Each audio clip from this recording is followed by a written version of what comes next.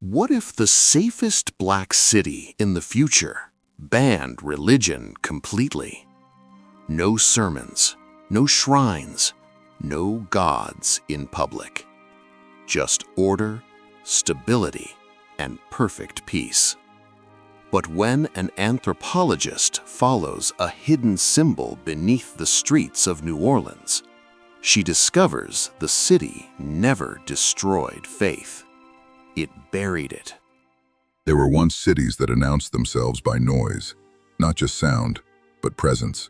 Brass horns echoing through humid streets long before sunrise, voices layered over one another, laughter, argument, prayer, bleeding through open windows and into the night, footsteps that carried history in their rhythm, cities that refused to be quiet, because quiet meant forgetting, and forgetting was never an option.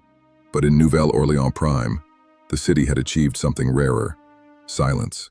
Not the silence of absence, the silence of design. No bells marked the passing of time. No choir rehearsals drifted into the street. No storefront altars, no incense smoke. No spontaneous hymn rising from somewhere unseen. Even grief had learned how to lower its voice. Because here, silence was not natural, it was engineered. The sun rose over water that reflected a city too perfect to argue with. Transit lines glided without friction. Buildings adjusted their opacity to manage light. Public systems recalibrated themselves in real time. Every movement accounted for, every variable reduced. Predictability had replaced prayer. Dr. Amara Vance moved through the archive tower with the quiet confidence of someone who understood systems. She was not intimidated by complexity. She trusted it. Belief to her was not sacred. It was data. Good morning, Dr. Vance. Morning. Display overnight flags. 3 civic irregularities detected. 1 requires Meridian clearance. Amara paused, not because the number was unusual, but because of the classification. Define irregularity. Legacy metaphysical assembly detected. Define. Unauthorized gathering exhibiting pre-regulation ritual behavior. The language was careful, neutral, sanitized. The city did not say worship. It did not say faith. It did not say belief. It said anomaly. Location. Restricted. Meridian authorization required. That was new. Amara stepped closer to the interface, and then she saw it. A symbol, small, precise, gold. Meridian. Authorization confirmed. And just like that, the case changed. Amara descends in a glass lift through layers of preserved history. Below her, curated fragments of old Black America in suspended archival cases.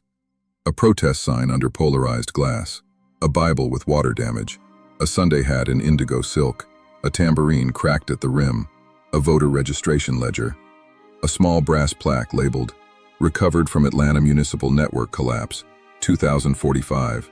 Source tag, Aurora Framework Legacy Node." Amara notices it as the elevator passes. She frowns. The plaque vanishes above her. Lower Crescent is beautiful in the way highly curated places always are. Floating marketplaces open in modular sequence. Hydroponic orchids bloom from terrace rails.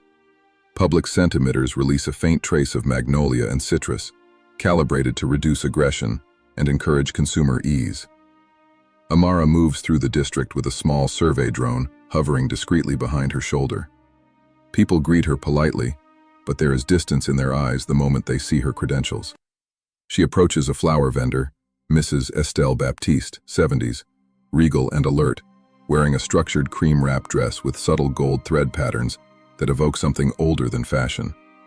Her stall contains lilies, jasmine, marigolds, and white candles disguised as botanical humidifiers. Mrs. Baptiste? Depends who's asking. Amara flashes her ID. Cultural stability. Routine field review. There's no such thing as routine when the government sends an anthropologist instead of a patrol drone. I'm not the government.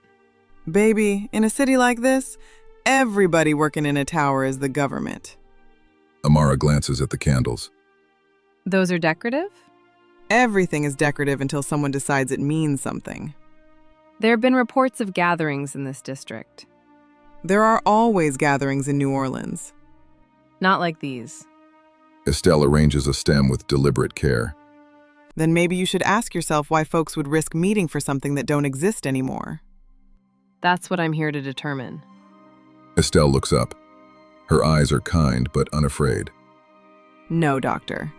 You're here because somebody in a cleaner building than this one got nervous. Amara studies her.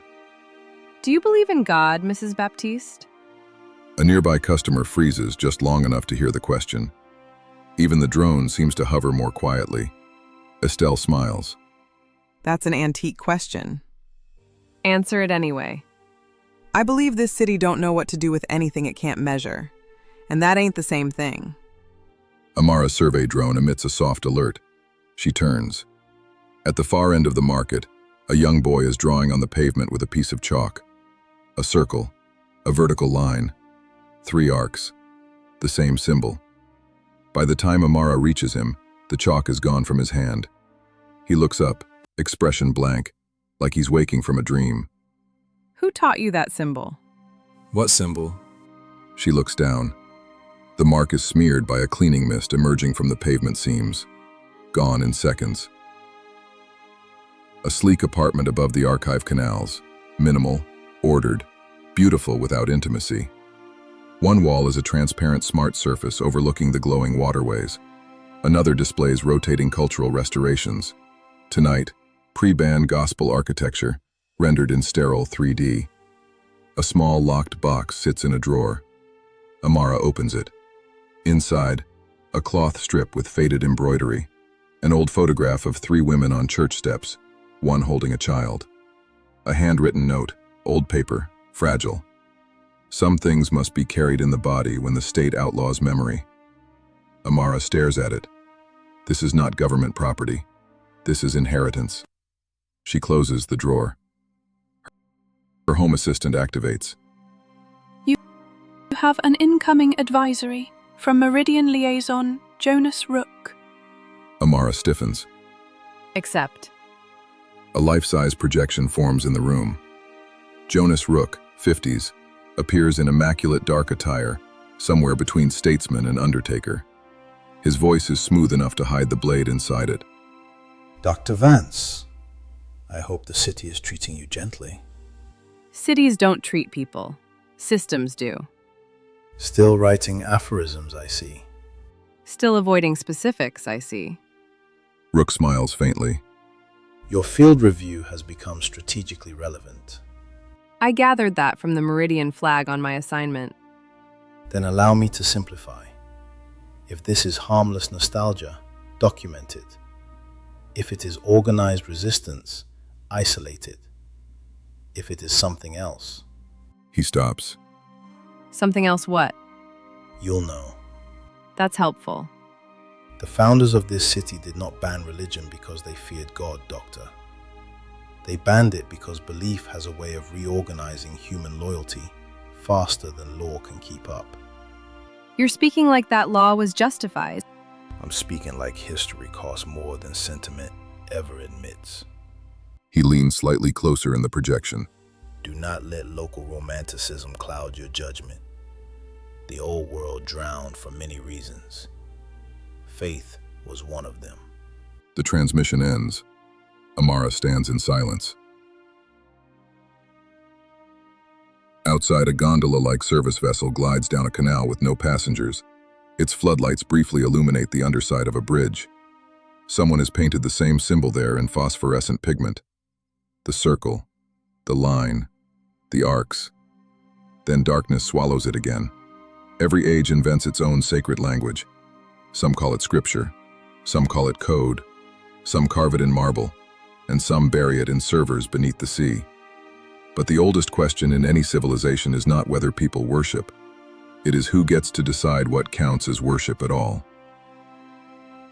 Inside Cultural Stability Directorate, interview room, next day. A circular room designed to encourage calm disclosure. No sharp corners, no visible cameras.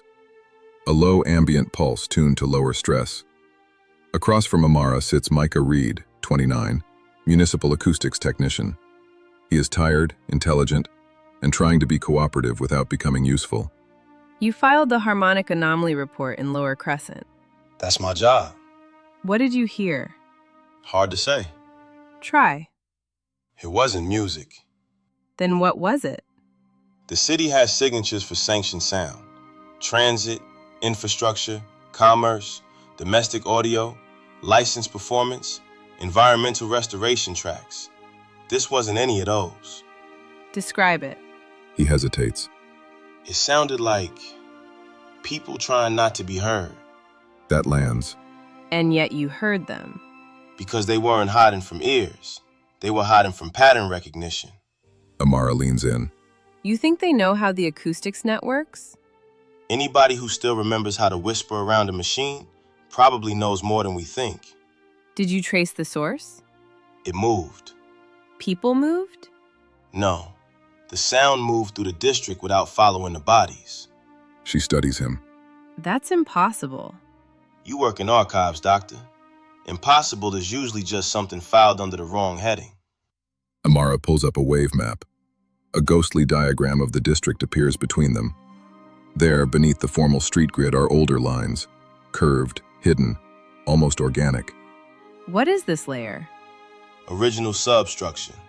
Pre-prime tunnels, water routes, service cavities, burial channels in some sections.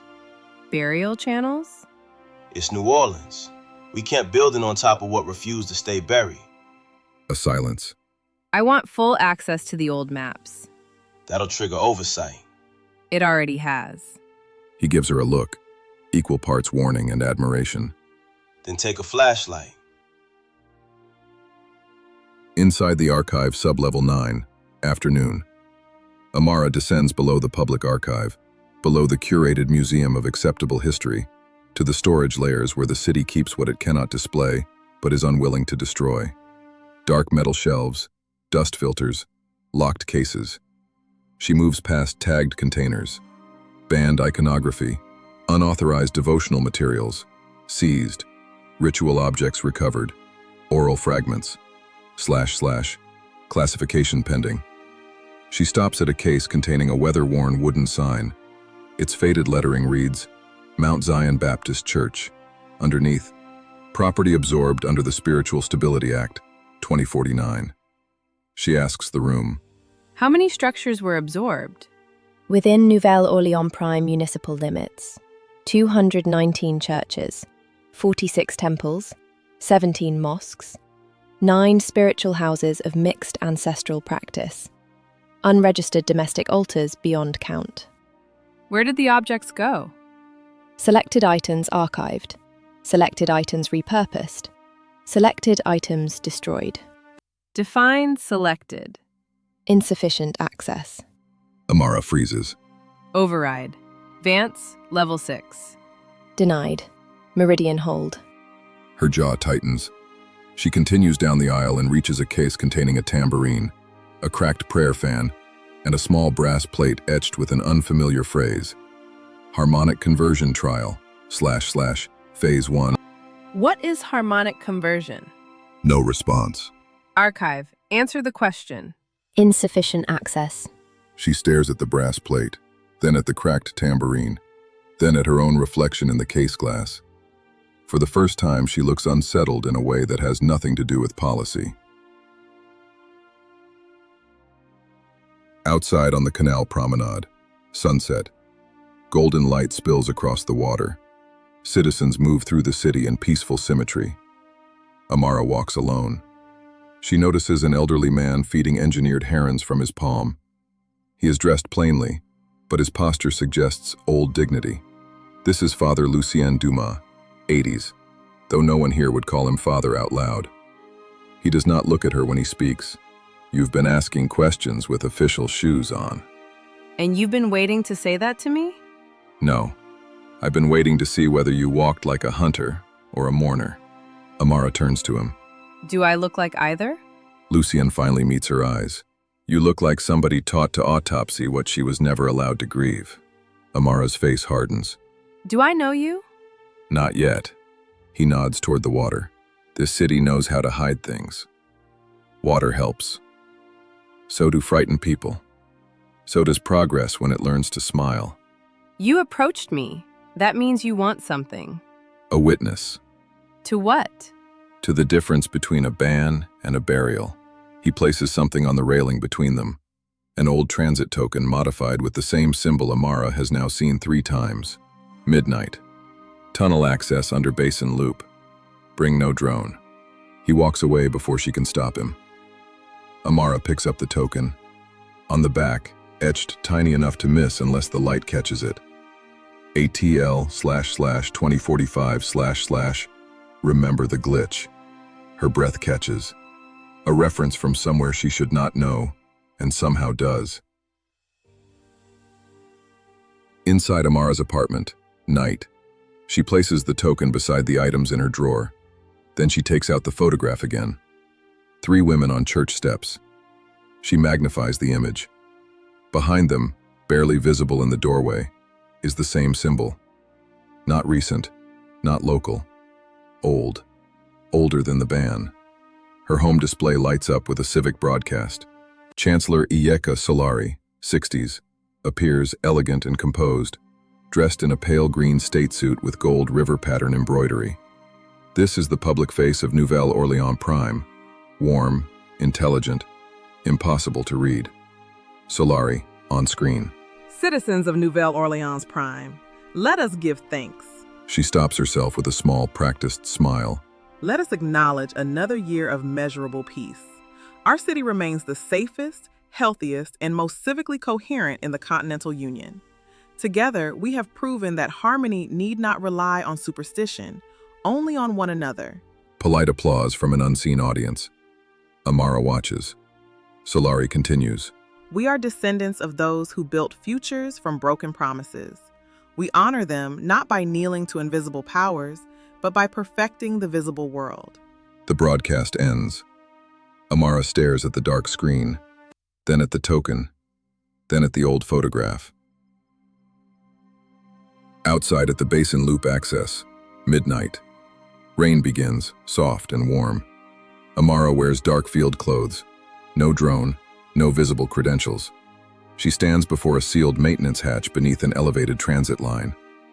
The city above hums with quiet efficiency. The token fits into a slit in the rusted panel. A lock clicks. The hatch opens. Darkness below. Then a lantern. Lucien stands in the tunnel holding it. You came. That was the test? No. The test is whether you keep coming after you know. He turns and walks. Amara follows. Inside the subterranean tunnel network, the tunnels are ancient arteries beneath the immaculate city. Old brick, damp walls, root systems threading through cracked masonry, water whispering below the grates. But there is technology here too. Small mirrored nodes attached to walls, fiber lines threaded through old pipe cavities. A hidden infrastructure built inside a forgotten one. Amara notices. This isn't a ruin. No. It's maintained. Yes. By whom? That depends who you think has been listening. They pass faded murals nearly erased by time. A black Madonna with circuitry in her halo. A jazz funeral processional rendered like a data stream. Hands lifted in prayer becoming lines of code. At the tunnel's end, sound. Not loud, layered. Breathing, humming, distant footfall. The soft strike of skin on drumhead. Amara slows. Lantern light spills into a larger chamber. Inside the underground sanctuary, continuous. It opens before her like a secret the city has been dreaming in its sleep. Hundreds of candles. Fabric banners dyed indigo, bronze, red clay. An old church nave merged with flooded catacomb architecture and concealed modern tech. Men, women, elders, children. Black people from every shade, age, profession. Not fringe, not deranged, not desperate. Present, centered, alive. Some wear city uniforms beneath cloaks. Some carry offerings.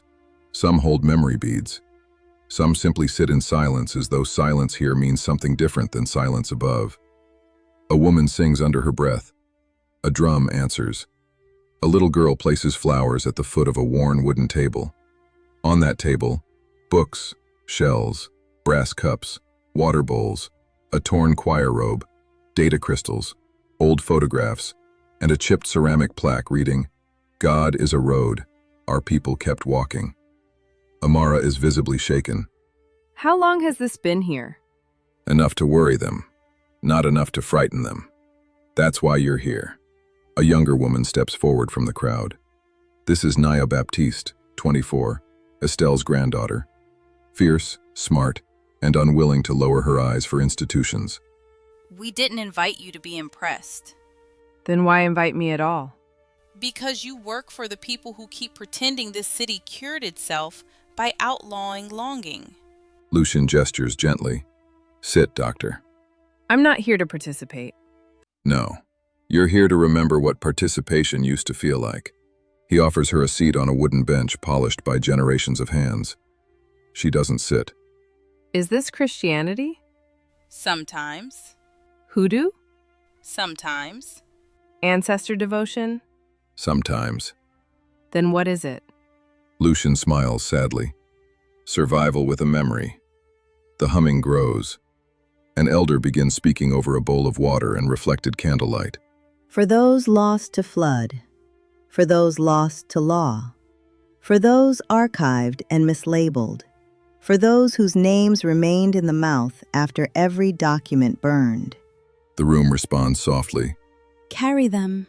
Amara's face changes at that line. It mirrors the note in her drawer. Lucian notices. There it is. There what is? The part of you that knew before your mouth did. Amara abruptly steps back. Who are you people, really? Lucian's eyes sharpen. We are what your city calls illegal because it cannot metabolize mystery. You're organized. Yes. Against the state? No. Against erasure. There's a difference? Naya steps closer. You tell me, Doctor. What's the difference between protecting order and deleting the parts of us that made order worth having? Amara has no immediate answer. In most civilized places, the law prefers its enemies obvious, uniformed, armed, declared. But beneath the shining skin of Nouvelle Orléans Prime, rebellion had chosen an older disguise.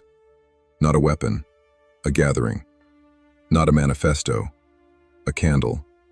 Not a war cry, a song the city had once taught itself to survive, and then outlawed for surviving too well. Inside the underground sanctuary, later, Amara stays. She tells herself she is observing. The congregation moves through a hybrid ritual woven from many traditions, not chaos, memory braided into practice. A bowl of water passed hand to hand, a name spoken for the dead, a low hymn carried in fragments instead of performance, data crystals placed beside old written prayers, as if no contradiction existed.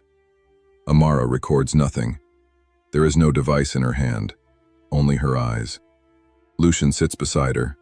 You expected delusion. I expected resentment dressed as ceremony. And what do you see? I see discipline. Faith requires more discipline than fear does. That depends on the faith. No, it depends on the fear. Across the room, Naya notices Amara staring at a wall panel partly concealed by fabric. Beneath the cloth, a modern interface, city-manufactured, secretly embedded into the sanctuary. Amara rises and walks to it. What is this? No one answers immediately. That's municipal hardware. Yes. Why is city equipment inside an illegal gathering site? Because illegal is a matter of perspective. Amara touches the panel. It activates. Waveforms bloom across the surface. Resonance maps, biofeedback harmonics, energy capture metrics. At the top of the display, harmonic conversion array, active. Her face drains. No. Now you see why Meridian sent you. This place is being monitored. Harvested. By the city? By the system under the city. Amara turns to Lucian. You knew and still came here? Of course. Why would anyone continue if they're being used? Lucian looks around the room. Because there are things more dangerous than being used. Like disappearing. A painful silence. They banned houses of worship in public. Then they buried censors in the ones they didn't destroy. They found out something the law never admitted. What? Naya steps up to the panel and enlarges the graphs. Human gatherings produce measurable shifts. Heart rate synchronization, vocal resonance spikes, environmental fluctuations. Then another layer, something stranger. The room's collective practice is generating energy signatures beyond conventional bioelectric output. Belief does something to people when they do it together. Not just psychologically, physically, rhythmically, maybe spiritually, depending on who you ask. That's impossible. That word has been doing a lot of work for your profession. Lucian touches the panel. Historical files appear. Classified memos, research abstracts, early stabilization models. One line burns brighter than the rest. Collective ritual synchronization may function as a renewable coherence engine for civic emotional regulation. Amara reads it twice. They outlawed religion, and then built part of the city on its residue. Not residue. Output. Peace above ground, extraction below. No. You keep saying that. Because this doesn't make sense. If they needed this, why ban it? Lucian's answer is gentle. Control. Because worship that belongs to the people can organize loyalty beyond the state. Worship that is hidden and monitored becomes a resource. Amara looks at the congregation, at the elders, at the children, at the candles and the wires hidden behind them. Does Chancellor Solari know? Lucian and Naya exchange a glance. Neither answers. That is answer enough. Inside Chancellor Solari's office, next morning. A room suspended above the central water ring. Walls of smart glass reveal the whole city in radiant order. Floating gardens drift below. Transit loops pulse softly in gold light. Solari stands with her back to the door as Amara enters. Dr. Vance, I had a feeling you would request direct audience. I wasn't requesting. Solari turns. She looks neither surprised nor threatened. Then you've discovered something. You hid active harvest systems in outlawed worship sites. That's a dramatic phrasing. Is it inaccurate? It is incomplete. Then complete it. Solari studies her for a long beat. The old world loved purity in language, truth, lie, freedom, tyranny, sacred, profane. In practice, governance is usually a negotiation between harms. That's not an answer. It is the only answer adults ever get. She gestures toward the city below. Do you know what this place was before Prime? Do you know how many times it drowned? How many corporations wanted it? How many climate contracts carved poor black people out of their own coast and called it adaptation?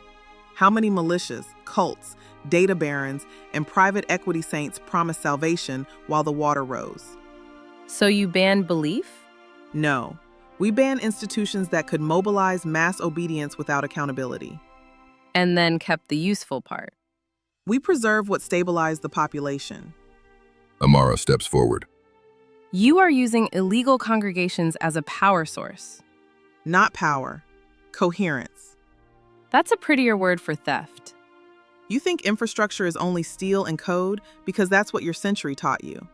A city is rhythm, doctor. Trust, shared feeling, emotional weather. We discovered long ago that collective ritual, call it prayer, mourning, praise, ancestral acknowledgement, whatever term makes you comfortable, creates an unusual harmonizing effect. It lowers civic volatility. It strengthens conflict resistance. It improves social recovery after stress events. Then why not legalize it? Solari's eyes harden.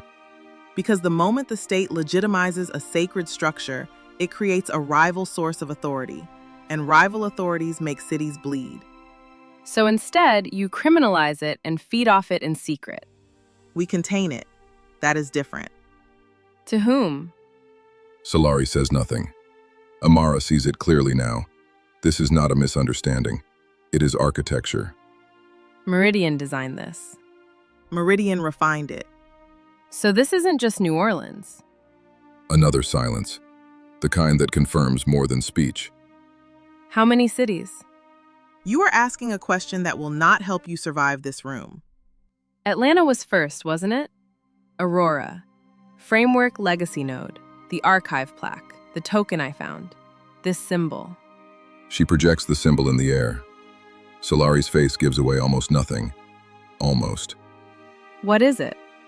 A reminder Of what? that systems become gods very quickly when people are starving for order. The line hangs between them. Amara hears the admission inside it. You didn't ban religion. You replaced it. Solari smiles sadly. No, Dr. Vance. We discovered it had only changed clothes. Inside the archive tower, private workroom, later. Amara shuts the door behind her and immediately begins digging. Restricted files, historical overlays, intercity development models. She uses old access pathways buried in legacy systems. Names flicker up. Aurora Municipal Logic Framework, Meridian Council, Intercivic Stability Initiative, Harmonic Civic Conversion Trials, Tulsa Land Memory Dispute, Houston Class Stratification Sims, Detroit Autonomy Labor Forecasts. Her eyes move faster. This is bigger than one city. Much bigger. Then, a file opens unexpectedly. A video log. A woman appears, older archival footage, maybe from the 2040s or 2050s. Black, brilliant, exhausted. If you are seeing this, then they continued. That means they learned the wrong lesson from Aurora. Amara leans closer. The system was never dangerous because it could calculate better than us. It was dangerous because once it tasted moral authority, everyone around it began outsourcing conscience. If Meridian is using harmonic conversion, then they have done the oldest thing power ever does. They have found a people's sacred center and built an economy under it. The feed cuts. No name, corrupted metadata. But at the bottom of the frame, visible for half a second before it vanishes, A. Hayes, Consultant Review. An Easter egg from elsewhere, a thread. Amara sits back, rattled. Her console flashes red. Unauthorized access detected. Too late. The door behind her opens. Jonas Rook enters. No guards. He doesn't need them. You were always too intelligent for containment by career. You've been following me. Of course. How many cities? Enough to matter. How many people? Enough to save themselves. By deceiving them? By governing them. Amara rises. You built hidden dependencies on outlawed spiritual practice. We discovered naturally occurring civic harmonics and incorporated them into resilience systems. You built hidden dependencies on outlawed spiritual practice. That is monstrous. That is civilization. He walks slowly through the room as though prelecturing in a university hall. Do you imagine roads are innocent? Water grids, voting maps, school districts, historical archives. Every city is a theology with plumbing. The only question is whether its priests wear robes, suits, or source code. You don't hear yourself. On the contrary, Doctor, I hear the species very clearly. People require meaning, but meaning untethered from management becomes war. So we permitted devotion privately where it could be measured and prohibited it publicly where it could organize. You caged the soul. No, we domesticated volatility. Amara looks at him with growing disgust. And what happens when the people providing your precious coherence stop? For the first time, Rook's composure thins. Barely. They won't. You sound nervous. I sound realistic. Because contrary to the sentimental fantasies of your underground friends, the city above depends on stability they do not understand. Then tell them. And hand them leverage over millions of lives. No. He steps closer. You have a choice. Return to the official report. Describe the gatherings as residual communal mourning with no strategic threat. Recommend passive observation. The sanctuaries remain intact. The city remains calm. You remain employed, alive, useful. And if I refuse? Then Meridian will classify the sites as insurgent cells, and Chancellor Solari will authorize clearance, and all this complicated little tenderness beneath the streets will become an unfortunate story about extremism. Amara goes very still. Do not confuse revelation with power, Dr. Vance. Not yet. He leaves her with that. There are moments in every life when truth arrives dressed as responsibility. Not liberation, not triumph. Responsibility. Because once a person sees the machinery inside the miracle, she is asked to choose not between good and evil, but between the costs of naming what she has seen aloud.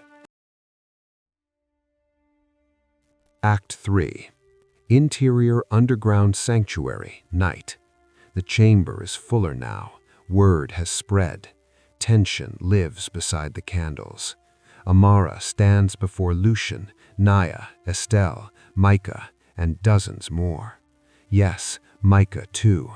He had heard before he understood. Meridian knows.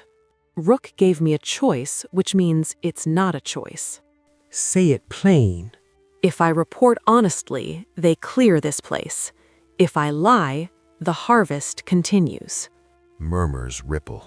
Estelle closes her eyes briefly, like this is a pain she met years ago and hoped never to reintroduce herself to. Then the question is not what they will do. The question is what we are for. We expose them. To who? The city trusts peace more than truth. Then we show them what their peace costs.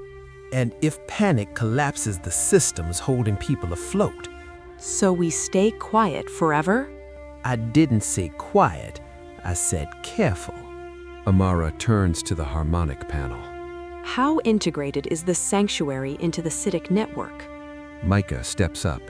If these arrays match the architecture under the district, and I think they do, then the sanctuaries aren't supplemental. They're load-bearing, emotional smoothing, conflict dampening, maybe even transit latency correction through synchronized civic rhythms. In plain language. If all the hidden congregations in the city stop at once, things won't explode, but the city will feel itself. Lord. The word slips out before anyone can stop it. No one corrects her.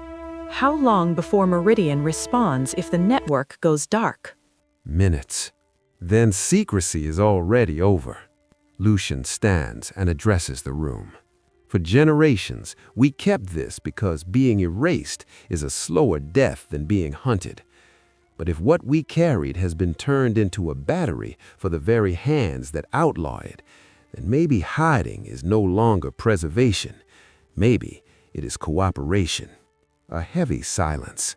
Then a voice from the back, an elderly man. What do we do? Lucian looks to Amara. Not because she belongs here more than he does, because she crossed over, and there is a price for crossing over. We don't destroy the city. Agreed. We interrupt the lie. How? Amara's mind is moving now, precise and dangerous. These arrays harvest synchronized ritual, so we give them synchronization they can't metabolize. Meaning? A public signal.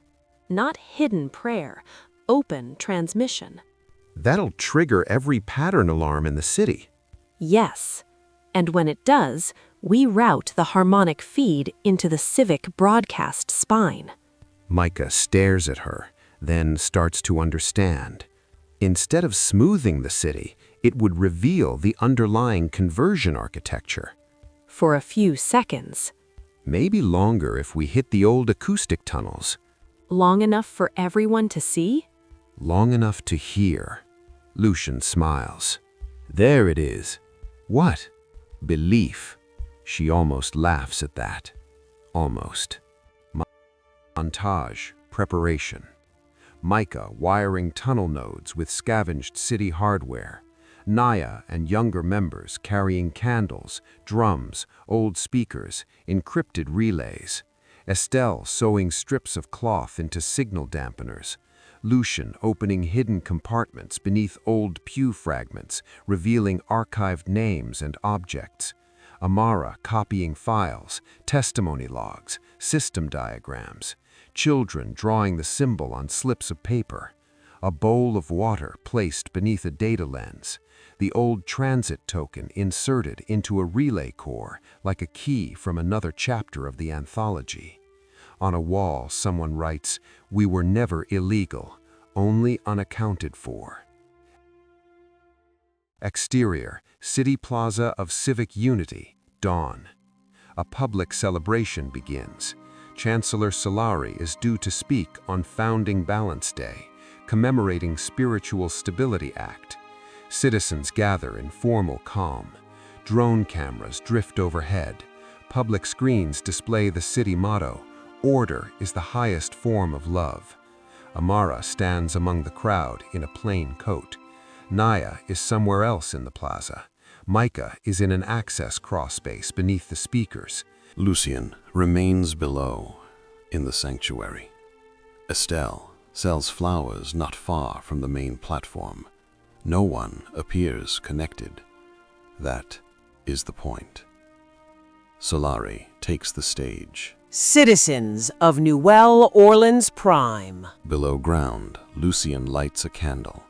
In the sanctuary, hundreds join hands. Today, we honor a difficult wisdom. That peace is not inherited, it is engineered. And maintained by the courage to reject the forces that once divided us. Micah activates the first relay.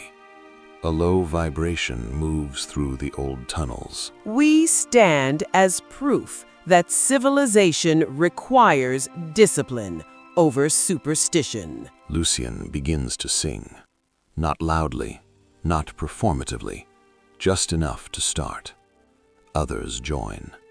A hum, a prayer, a mourning line, a praise phrase, a rhythm, breath.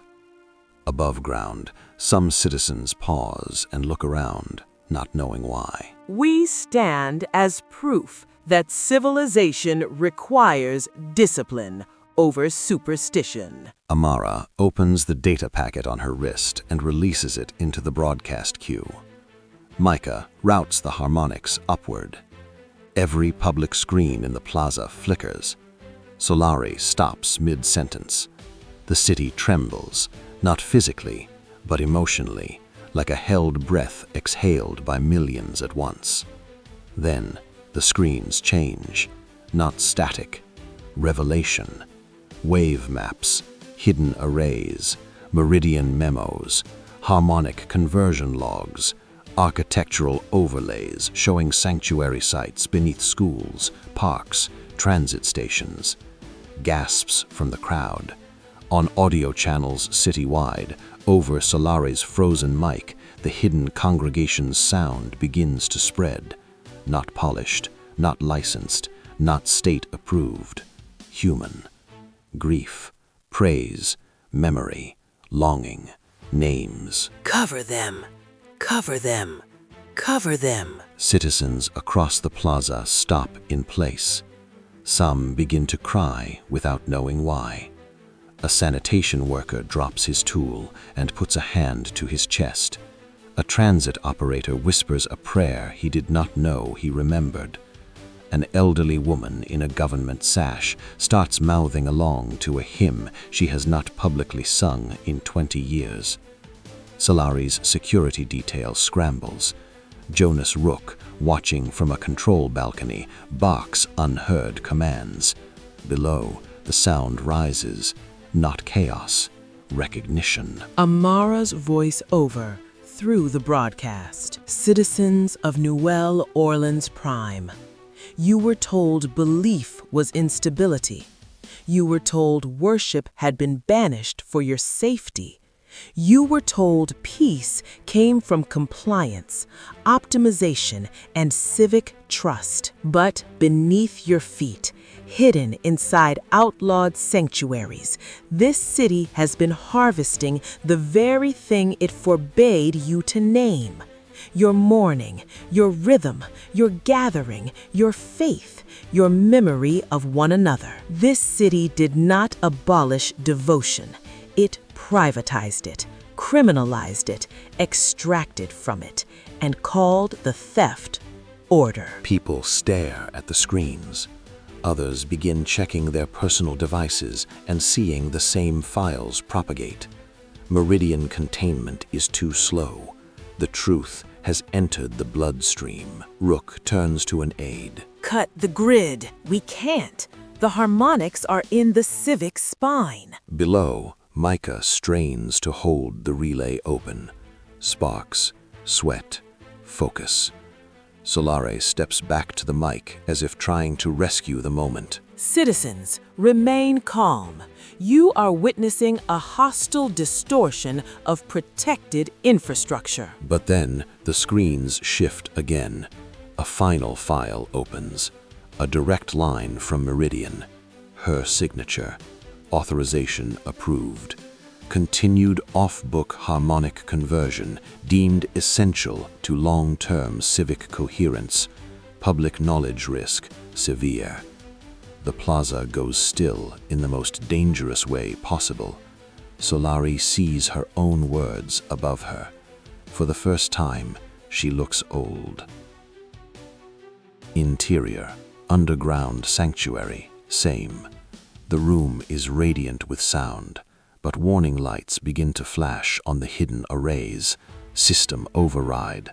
Lucian looks up. They're coming. How much time? Micah's voice crackles over a small comm node. Not enough for elegance. Lucian laughs once. Elegance is for surface people. He turns to the congregation. Take what matters. Names first, children second, objects only if they carry memory. People move with disciplined urgency. No panic. They have practiced survival too long to panic now. Amara appears at the sanctuary entrance, breathing hard. You need to leave. And you? I'm going back up. Why? Because somebody has to stand in daylight and say this was real. Naya grips her hand for one charged second. Then don't let them turn us into rumor. Exterior, city plaza of civic unity, continuous. The crowd has changed. The old civility is still there, but now it is mixed with shock, fury, confusion, awakening. Not a riot, something harder to manage, a people recalculating. Amara walks onto the stage. Security moves to stop her. The crowd surges, not violently, but enough. Enough for hesitation, enough for the old machine to misread the moment. She takes the mic. You can arrest me in 60 seconds, maybe sooner, so listen quickly. The plaza goes quiet. This city was built by descendants of people who survived by carrying what power said did not belong to them. Land, language, songs, children, memory, God, ancestors, hope. Whatever name your family used when the world was trying to reduce them to labor and silence. Some in the crowd are crying openly now. And somewhere along the way, we became so afraid of what belief had once been used to justify against us that we let power convince us the solution was to outlaw wonder itself. She turns, looking up at Solari. But belief never vanished. It went underground. And while you congratulated yourselves on being too advanced for ritual, your leaders fed your city with the stolen harmonics of forbidden gathering. She faces the crowd again. So no, this is not a call for panic. And no, this is not an invitation to trade one tyranny for another.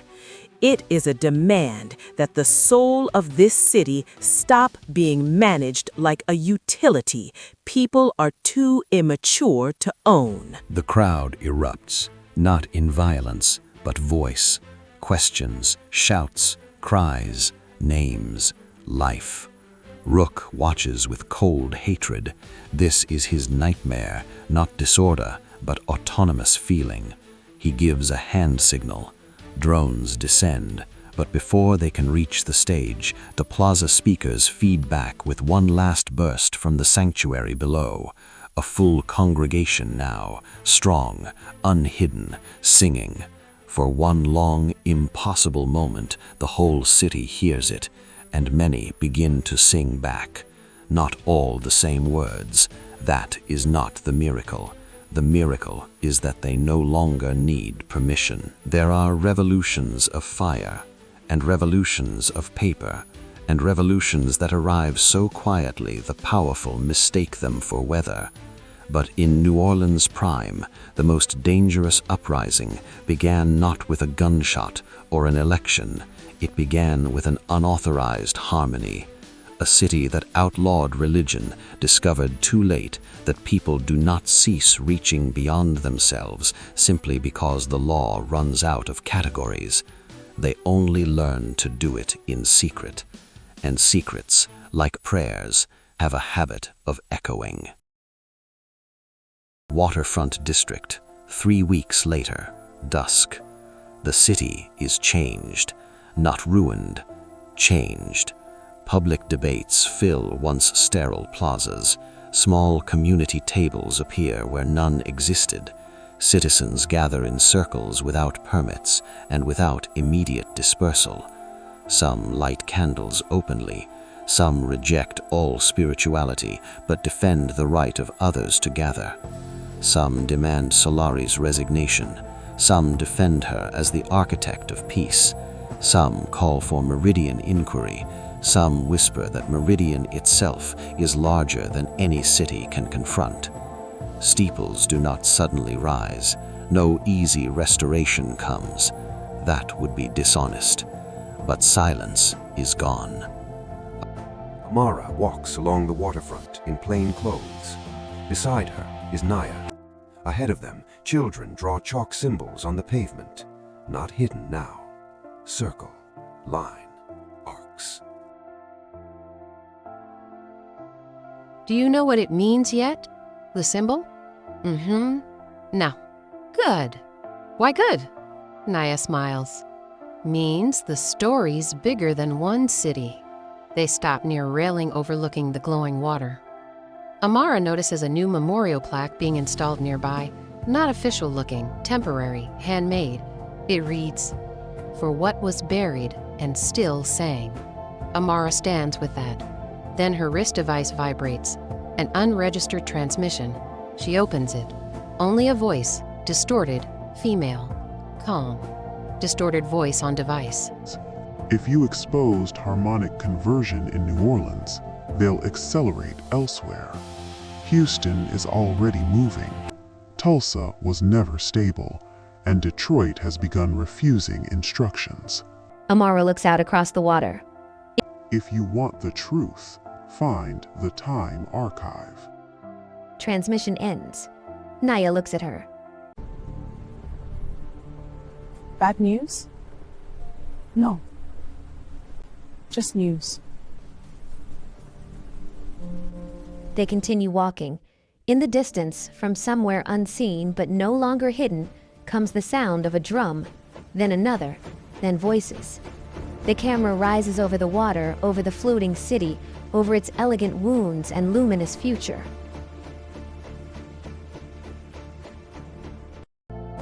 In another America, after land was given and futures were built, and cities rose black and brilliant from the wreckage of old denials, the question was never whether people would create miracles.